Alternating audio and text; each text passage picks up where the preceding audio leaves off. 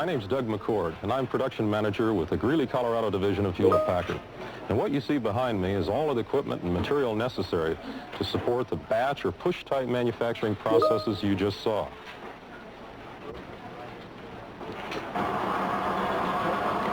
The batch, or the push-type process, is the historical way of doing manufacturing in Hewlett-Packard, and we've been extremely successful with it. But it's not the only way. At Greeley Division, we've embarked on a pilot program of stockless production. And the essence of stockless production is to pull material rather than push it, and to pull it only when somebody's ready for it. Why are we excited about stockless production? Well, it promises greatly reduced inventories, cycle times, work in process, rework levels, space required to store all this idle material. And what we're really excited about are some of the added benefits that we're already beginning to see on our pilot production lines. Those include greatly improved quality control, increased worker productivity, and a great deal of worker participation. We put together a skit at Greeley Division that we've shown throughout Hewlett-Packard to manufacturing, materials, and production managers and production workers alike. We think this skit graphically demonstrates these simple yet incredibly effective techniques. Let's take a look at it. Welcome to our traveling road show, which for the first time really is a traveling road show. We've done it exclusively in Greeley. We developed this primarily for our manufacturing people, but we're really excited to be able to bring it to you today. You may be wondering why the television cameras are here. It's not an attempt on our part to go Hollywood or grandstand, but we're quickly running out of these boxes from Sony, and when the boxes go, our road show goes. So we're fortunate enough to have the corporate staff come out and videotape this for us as a training aid for our people. Let me describe what we're going to do. This is our basic product down here in the end. Mark, can you hold up one? It's a styrofoam box which will be delivered by our material handler here on my left, Dave Wagner. Dave is our production control manager at Greeley Division. He'll pass that to Gus Winfield, who's our production engineering manager, and Gus will apply the red dots. I want to show the red dots, Gus. Okay. On Gus's left is Terry Gleason. Terry's in charge of special projects within the materials group. Terry will rivet the boxes together with these brass brads. On his left is Mark Oman. Mark is the production section manager in our flexible disc area of production. Mark will be taping up the units, what we call the button-up operation, with masking tape. And on his left, Dave Taylor, who introduced himself earlier, our materials manager. Dave is the packaging and shipping person. Okay. Basically, what we're going to do is this. We're going to take this mock product and demonstrate or model for you the way we think we manufacture products now at Greeley Division, the way we know we manufacture products at Greeley Division. We use a push system. We're going to push 6 units at a time, and we're going to push them whether the next worker is ready for them or not. Okay, and basically what you're going to see is a lot of noise and a big mess when we're all done. And we're going to try to measure these 5 parameters here. After we've made a mess out of that, we will then progress to a pull system, and we'll also do a simultaneous whip reduction. We'll go from 6 units to 3, and finally to the ideal of 1. And we'll try to contrast these 5 items against the pull and the push system. Any questions about what we're trying to do? Okay, let's fire up. Let's go.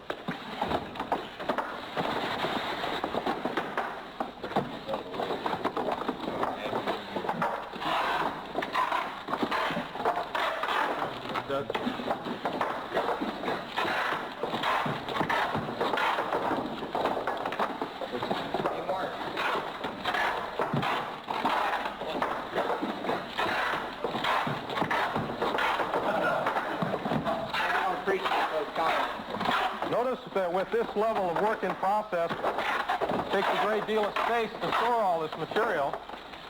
We're going to measure our space in terms of tables. Take it easy.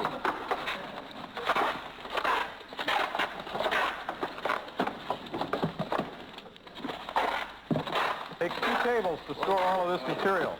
I wish that wasn't.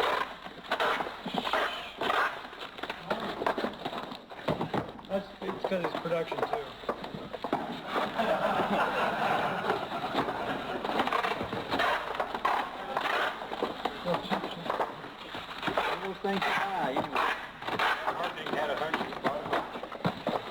Okay, let's stop the line right here and let's count what our work in process is for this push system of 6. And we kind of lost all semblance of a push system of 6. We can't tell exactly how many we're pushing here. We've got a pretty good mess on our hands. What's our work in process, Dave? Let's see, 6, 8 here. I've got 6. 12, 14. What's that, 20? 10 here. Looks like about 30. 30, Let's see. Yeah. Okay? Great. Fire back up.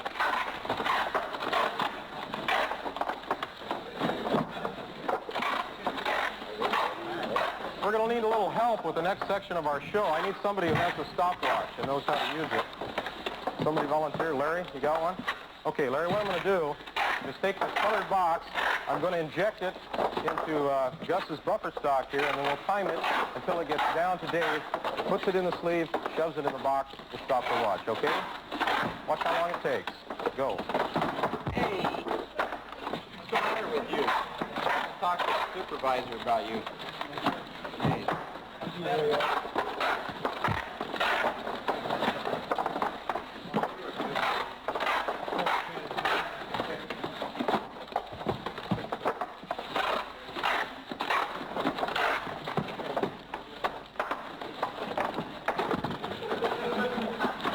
Guy's a real jerk.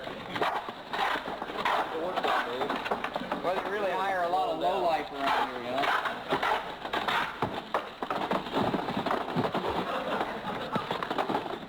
Come on, Terry, hurry. Hurry?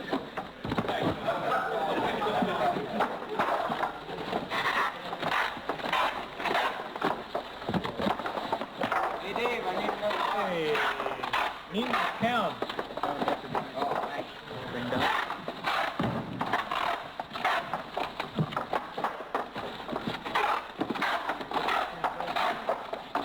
Hurry, hurry, hurry.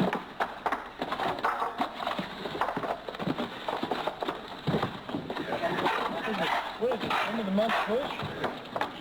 I don't know, I just do it. Take it easy there. Take it easy.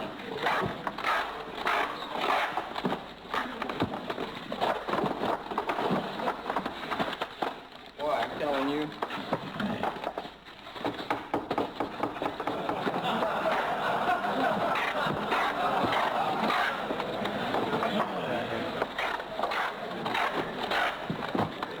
I wish I had some help. Anybody want to help out there? This job is a lousy one. The supervisor's about this.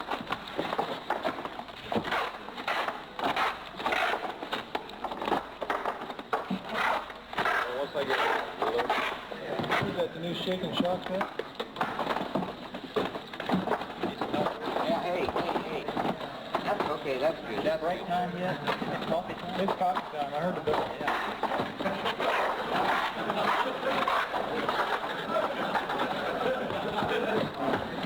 Terry, you're doing a lousy job with the rivets. They're falling out. Well, you're supposed to be the quality assurance guy. Well, I'm trying to get them back in as best I can. Oh, okay. I don't have much time. The shake and shock test Mark put them through. Yeah, largest real material, Dave. Was that a help? What I need is some help.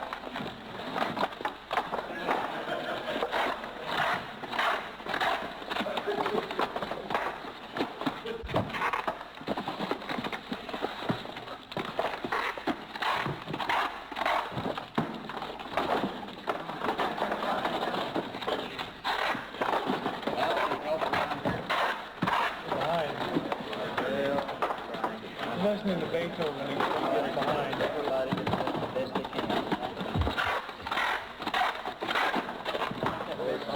Oh, hey, I just hit that block. Okay, Larry, what time you got?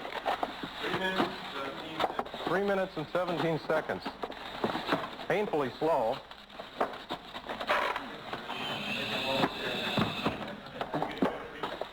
Yeah, you better work her. Hey! Watch it. You got Joe Cool up here. What more do you want? You're absolutely right. As American managers, we know that all the problems rest with direct labor, right? That's right. That's why we beat direct labor to death.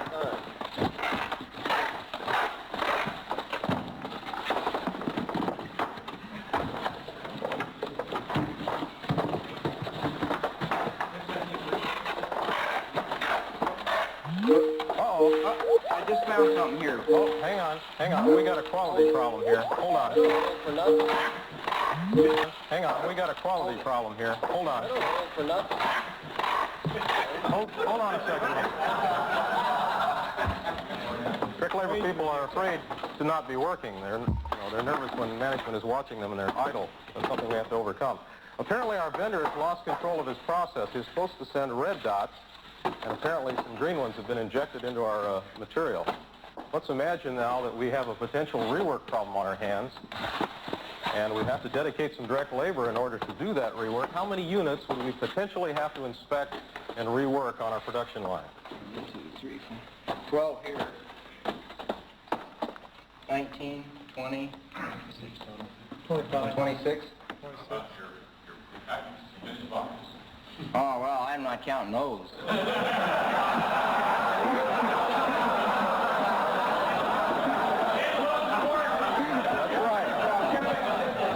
That's right. Ship them critters, right, Will?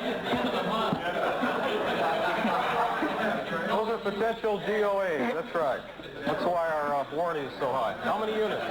26. Okay. Our rework quantity is 26. Let's fire up again. Okay. What I want to demonstrate now is how invisible problems are. Typically at HP, when we have problems, we don't have to worry about it because there's always plenty of material. Just pick the bad one in the can and grab another one. Under the stockless production concept, you won't be able to do that. Let's demonstrate how it works at HP now, though. What I'm going to do is take the shipping container, and I'm going to fold in these tabs, making it virtually impossible for Dave Taylor to package the unit in this cardboard sleeve. Watch what happens.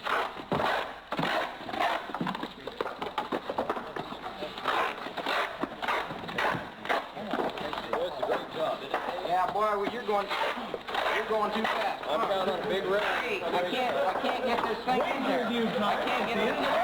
Is there an engineer in the house? I can't get this thing fixed. Can't get it fixed. Is there an engineer?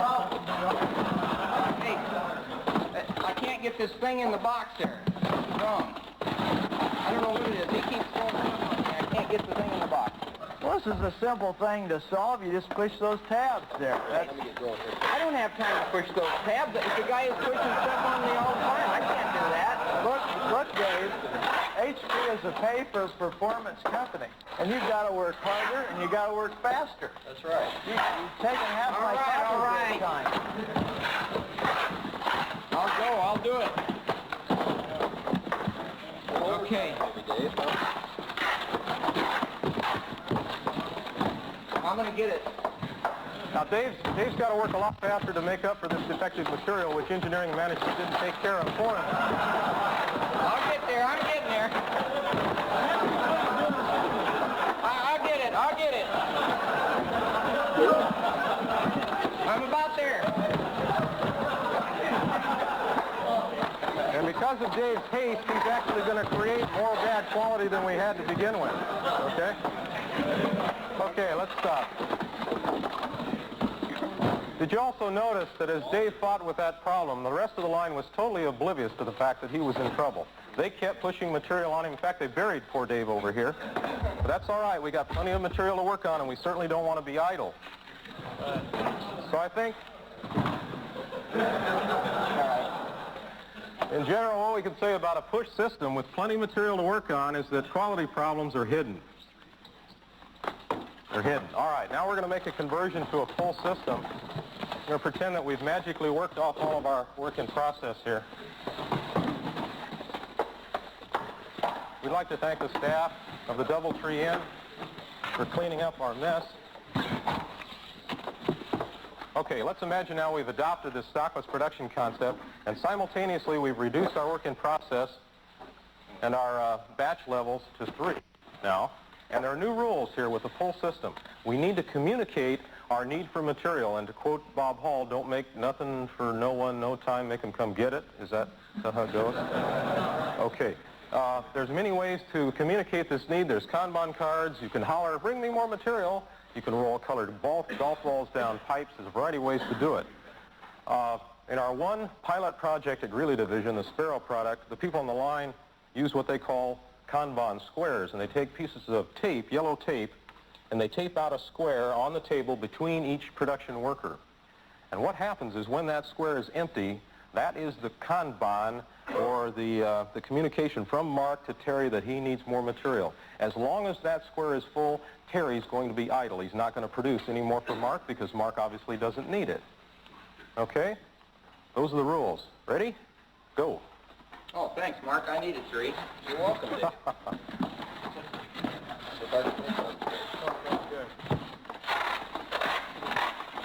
The coffee break you did for me?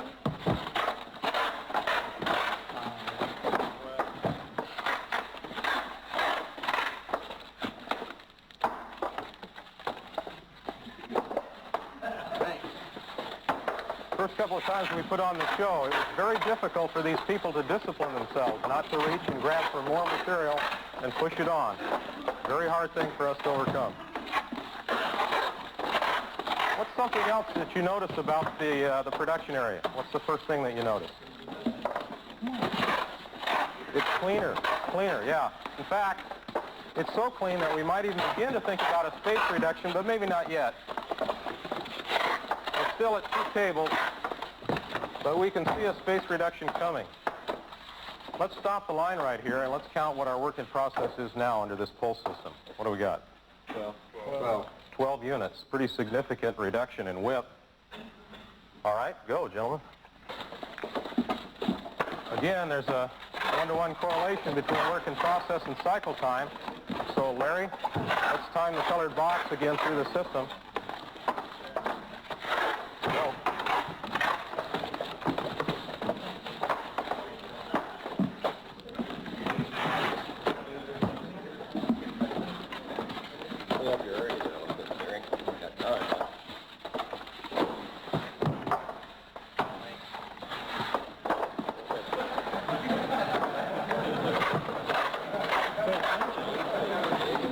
Pay attention.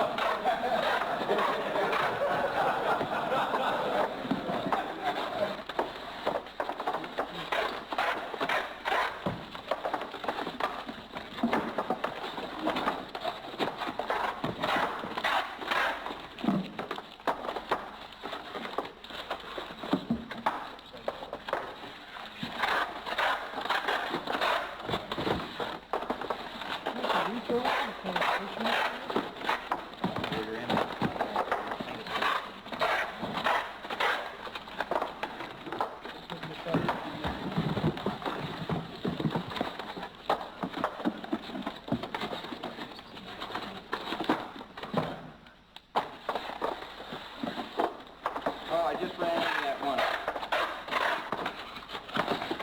Okay.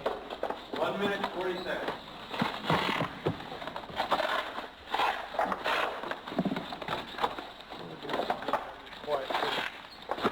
One minute 40, okay?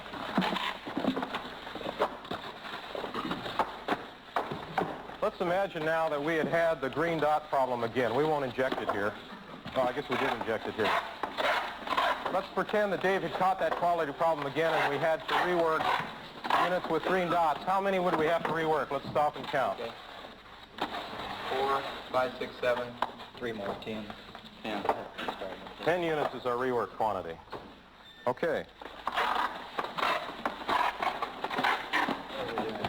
Okay, what we're going to do now is convert from pull 3 to pull 1. This is the ideal that theoretically you never get to, but you're always striving to get to. We're going to work off our work in process till we get down to a batch of 1, and then we'll pull 1 at a time, okay? Maybe. What was that? I'm glad I don't have to do this for a living. So are we. Thanks. Oh, thanks, Mark.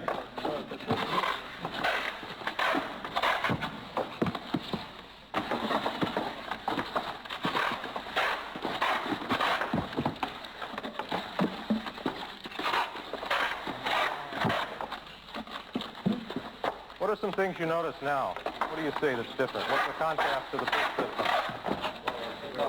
A less space. Yeah, we can think about a space reduction. In fact, let's try and do that right now. These tables are just a little bit different size than what we're used to, so it's going to be tight, but we're going to make a 50% space reduction right now.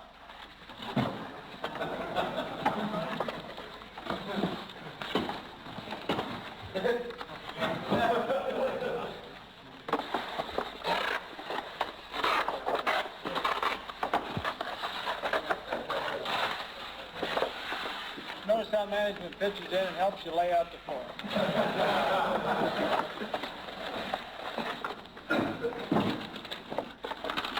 Okay. Go. And notice we're also going to be back ordered on green dots in a minute. We usually run out of something on every road show. Waiting on our ship. All set? Yep. Go. A lot of things become apparent now. For a manufacturing engineer, he can begin to think about how he'd automate this process. These people are all physically linked together, and they're passing one unit at a time, and they're not passing it until the next person is ready. So, for example, Mark is idle right now. Line imbalances are immediately visible because there's no material for Mark to work on until Dave needs some. Extremely fertile environment for engineering. Look at it in terms of automation and robotics.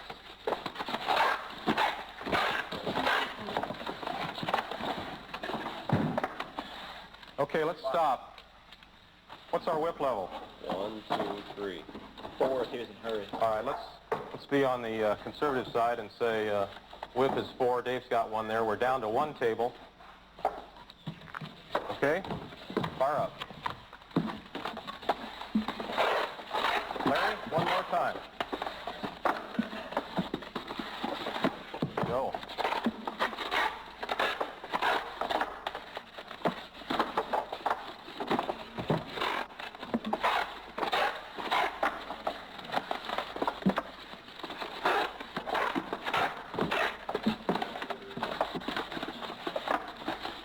Just did it. Stop, Larry.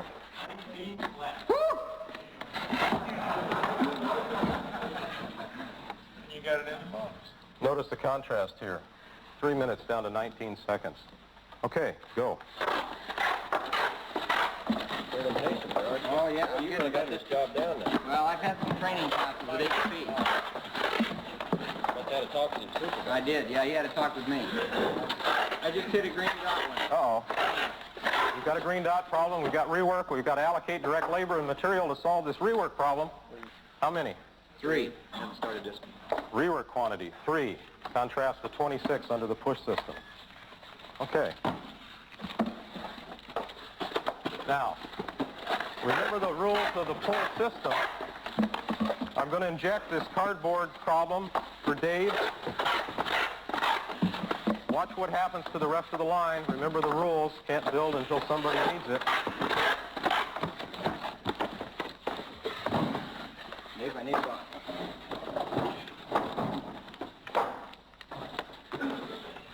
What's your problem there, Dave? Oh, we're running shy on boxes. Oh, hey, I can't get that thing in there. I can't get it in the box. I need help. Is there an engineer in the house? An engineer. Help. I need help. I can't get this There thing in must the be box. that tab problem again. Yeah, I think it is.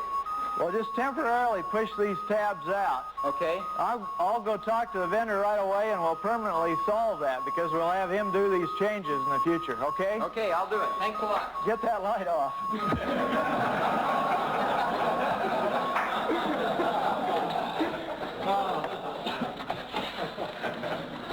One other benefit that's immediately obvious here, if in fact Gary had done his job and gone to the vendor and solved that problem, there'd be a heck of a lot less defective material in our stores inventory and on the line to work off before that good material arrived.